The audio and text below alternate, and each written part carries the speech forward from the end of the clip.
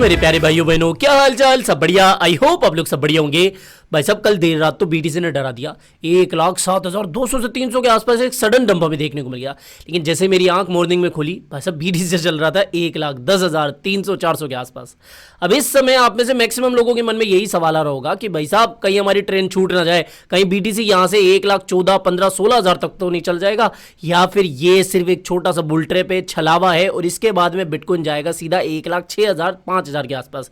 क्या मुझे मेरे चार्ट्स बता रहे, वो तो आपके साथ शेयर करूंगा ही करूंगा। साथ ही मार्केट से जो अभी मैंने छान कर अपडेट्स लाई है, जो मेन इंपॉर्टेंट अपडेट्स है, उनको बिल्कुल आसान लफ्जों में आप तक पहुंचाऊंगा, जिससे कि कोई बिगनर भी हो उसको समझ में आ जाए कि भैया मार्केट में चल क्या रहा है। तो चलते वीडियो को शुरू करते हैं। तो मेरे भाई, अगर आप इस चैनल पर पहली बार आए हो, क्या करना है, चैनल को सब्सक्राइब करना है और इसके अलावा मेरे टेलीग्राम को तो ज्वाइन करना ही करना है, क्योंकि मार्केट की जितनी भी इमरजेंसी अपडेट होती है, कोई भी अर्जेंट अपडेट होती है ना, तो मैं वीडियो में इतनी जल्दी नहीं पहुंचा पाता हूं, इसलिए टेलीग्राम होता है। तो टेलीग्राम को ज्वाइन कर लो, बिल्कुल मुफ्त है। इसका लिंक आपको मेरी पिन कमेंट बॉक्स होता है ना, जहां पर आप कमेंट वगैरह करते हो, उसके अंदर पहला ही मेरा कमेंट मिल जाएगा पिन करके हुए, उसके अंदर आपको इसका लिंक मिलेगा। तो जाके इसको जरूर से ज्वाइन करें। अब देखो, इधर उधर की बातें ना करते हुए सीधे मुद्दे की बात करते हैं, काम की बात। पहला चार्ट, आपको यह चार्ट याद होगा जिसके बारे में मैंने आपको पहले भी बताया हुआ है कि भाई साहब मैं इस चार्ट को बहुत क्लोजली फॉलो कर रहा हूं। यह चार्ट पैटर्न हमें बता रहा है कि एक बड़े टाइम फ्रेम पर, डेली टाइम फ्रेम पर हमें एम पैटर्न देखने को मिल रहा है, जिसका टारगेट रफली $1,00,000 का है। और यहां पर आप देखोगे कि बिटकॉइन ने यहां पर थोड़ा सा हमें बाउंस बैक दिखाया, लेकिन वापस से इस ट्रेंड लाइन के आसपास रिजेक्शन पा रहा है, यानी कि ये जो नेकलाइन का जोन था, ये इसके लिए अब रेजिस्टेंस का काम कर रहा है। अब इस समय मैं क्या कर रहा हूं कि भाई साहब मेरा जो स्कैल्प लॉन्ग था ना, जो मैंने आपके साथ सुबह मॉर्निंग में प्रॉफिट कार्ड शेयर करता, इसको तो मैं कर रहा हूं क्लोज, क्योंकि भाई साहब यहां पर क्या सीन दिख रहा है कि यहां पर हमारी जब तक इस जोन के ऊपर क्लोजिंग नहीं होती है, तब तक थोड़ा मामला छोटा मोटा बेयरिश चल रहा है। दूसरी तरफ मैं आपको एक और चार्ट शेयर करता हूं, जिसके अंदर आप देख सकते हो परफेक्ट हमें फॉलिंग वेज बनता हुआ देखने को मिल रहा है, और इस फॉलिंग वेज की अपर ट्रेंड लाइन से फिलहाल हमें रिजेक्शन देखने को मिल रहा है। तो यहां पर जब तक हम इस ट्रेंड लाइन के ऊपर अच्छी से क्लोजिंग नहीं देते 4 आवर की, तब तक भी यही मामला है कि भाई साहब बिटकॉइन यहां से रिजेक्ट हो सकता है। और कहां तक जा सकता है? रफली 1,05,000, 1,06,000 के जोन के अंदर। और अगर आप वर्स्ट केस देख रहे हो, मतलब इस पैटर्न का, इस ट्रेंड लाइन का, तो यहां पर 1,04,000 और यहां पर एक 200 MA का सपोर्ट भी मिलेगा। अगर आप डेली टाइम फ्रेम पर 200 MA लगाओगे तो यहां पर 1,04,000 के आसपास मिलेगा। तो यानी कि इससे नीचे का दोनों, तो ये पैटर्न हमें संकेत दे रहा है, ना ही हमें ये पैटर्न जो कि डेली टाइम फ्रेम में मिल रहा है, ये भी हमें यही कह रहा है कि भाई साहब अभी इतना डरो मत। तो मैं क्या कर रहा हूं इस समय, मैं यहां पर जो चीज कर रहा हूं वही आपके साथ शेयर कर रहा हूं। It's not a financial advice video, जो कर रहा हूं वही आपके साथ शेयर कर रहा हूं, बाकी आपकी इच्छा है, ठीक है। मैंने यहां पर एक हेज शॉर्ट ओपन कर दिया है। क्या कहा मैंने? मेरी जो स्विंग लॉन्ग ओपन होकर रखी थी, जो कि लगभग 1,09,000 के आसपास का एवरेज बनता है, उसको तो मैं कंटिन्यू कर ही रहा हूं, जिसका एवरेज मैं 1,06,000 के पास करूंगा। लेकिन एक शॉर्ट भी ओपन कर रहा हूं, स्कैल्प शॉर्ट, जो कि हेज के लिए होगा, क्योंकि यहां पर एक रिजेक्शन हमें मिल रहा है, ठीक है। अगर यहां पर ऊपर क्लोजिंग हुई तो उसको बंद कर देंगे। अगर ये हमारी स्कैल्प अच्छे से काम करेगी तो भाई साहब स्कैल्प के अंदर तो प्रॉफिट बुक करेंगे। जो हमारा डीसी होगा ना स्विंग लॉन्ग का, उसके अंदर भी हम थोड़ा सा पैसा और ऐड कर पाएंगे। समझ में आया ना मैंने क्या कहा? तो इस चीज को ध्यान में रखना। मैं सीधा सा है कि स्विंग लॉन्ग ओपन कर दिया है छोटे से अमाउंट के साथ, में उसको डीसी कर दूंगा 1,06,000 के आसपास, क्योंकि ये होगा कि भाई साहब मेरी एंट्री मिस नहीं होगी। समझ में आया कि मैंने क्या कहा? अब एक और इंपॉर्टेंट चीज, खबरों की तरफ बढ़े तो मैंने आपको याद हो, लगभग 2 दिन पहले मैंने आपको एक अपडेट दी थी, और इस अपडेट के अंदर मैंने आपको दोपहर में ही बता दिया था कि भाई साहब देखो, मैं तो पहले से ही इस चीज के खिलाफ हूं, और मैं इसलिए मना करता हूं कि ये डेल्टा फेल्टा के चक्कर में मत पड़ो। भाई साहब आपका जो फंड है ना, आप जो पैसे रख रखे हो डेल्टा या CoinDCX या जो भी इंडियन एक्सचेंज है, ठीक है, सब इंक्लूडेड नहीं है, लेकिन मोस्टली अब जो रिपोर्ट आई है वो तो शेयर करूंगा ही ना। भाई साहब ये तो ज्यादा पैसा ऑफर करते हैं, लेकिन मुझे अभी भी इनमें कमी दिख रही है, इसलिए मैं रिकमेंड नहीं करता हूं। इसलिए मैं कह रहा हूं कि आपका पैसा इंडियन एक्सचेंज के ऊपर थोड़ा सेफ नहीं है, किसी भी सेंट्रलाइज एक्सचेंज के ऊपर सेफ नहीं है, लेकिन ट्रेडिंग के लिहाज से मैं अभी भी कह रहा हूं one of the best crypto exchange, to be honest, seriously कसम से, बिंगेक्स है। अगर आप बिंगेक्स के ऊपर ट्रेड करते हो तो कम से कम आपका फंड जो है ना, वो ये एक्सचेंज तो यूज नहीं करेगा, आपका फंड तो सेफ रहेगा। और मेरे भाई अब तक जितने भी बड़े बड़े वेल से, जो शार्क से, वो भी इसके ऊपर आ चुके हैं। मैं खुद के अपने जो बड़े ट्रेड से वो बिंगेक्स के ऊपर ही करता हूं, जिससे कि मेरा फंड सेफ रहे।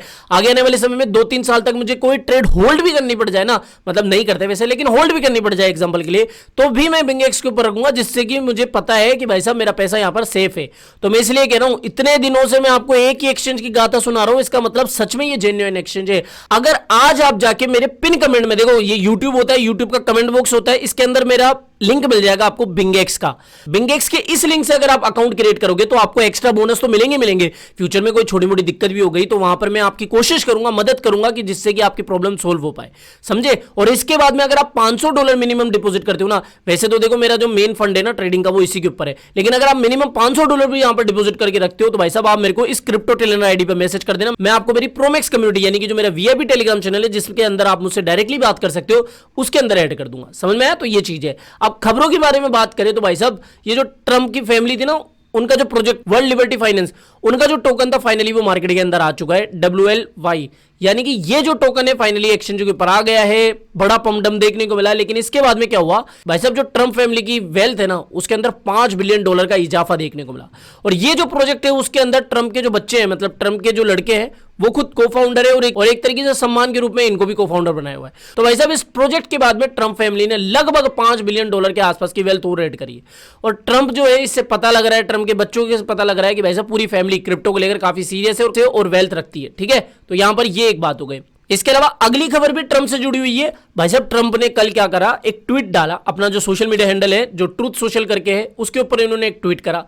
और उसके अंदर उन्होंने क्या कहा कि बेसिकली हुआ ये, अभी आपको बताया कि शंघाई के अंदर एक समिट चल रहा है जिसके अंदर जो हमारे नरेंद्र मोदी जी है, इसके अलावा रूस के जो पुतिन है, इसके अलावा चाइना के जो प्रेसिडेंट है, वो तीनों, बाकी बहुत सारे और लोग, ये सारे मिलकर अभी बातचीत करें। तो बेसिकली उससे थोड़ा सा ट्रंप साहब को तपन तपी हुई, मतलब थोड़ा सा गुस्सा आया होगा। और इसके बाद में उन्होंने अपने सोशल मीडिया के ऊपर ये पोस्ट डाला, जिस भाई साहब उसके अंदर उन्होंने ये कहा कि इंडिया जो है वो चाहता है कि जो यूएस है वो कहीं ना कहीं 0 टैरिफ कर दे इंडिया के ऊपर से। और इसके अलावा उन्होंने ये भी कहा कि देखो अमेरिका जो है वो इंडिया से बहुत सारा माल खरीदता है, लेकिन अमेरिकन जो प्रोडक्ट्स है वो इंडिया के अंदर इजीली सेल नहीं हो पाते हैं या फिर इतना सेल नहीं होते, जिसका कारण है इंडिया की तरफ से लगाया जाने वाला हाई टैरिफ। तो ये कह रहे कि भाई साहब आपका माल तो आप बेच लेते हो यूएस में आके, लेकिन हमारा माल आप बेचने नहीं देते हो। दूसरी चीज, आप जो है तेल और हथियार यूएस से खरीदते हो लेकिन हमसे उतने नहीं खरीदते हो। तो बेसिकली ये क्या है कि रूस का जो हमारा डील चलता है ना उसकी वजह से थोड़े से नाखुश है। और इसके लिए उन्होंने ये कहा है कि साहब इंडिया बोल रहा है कि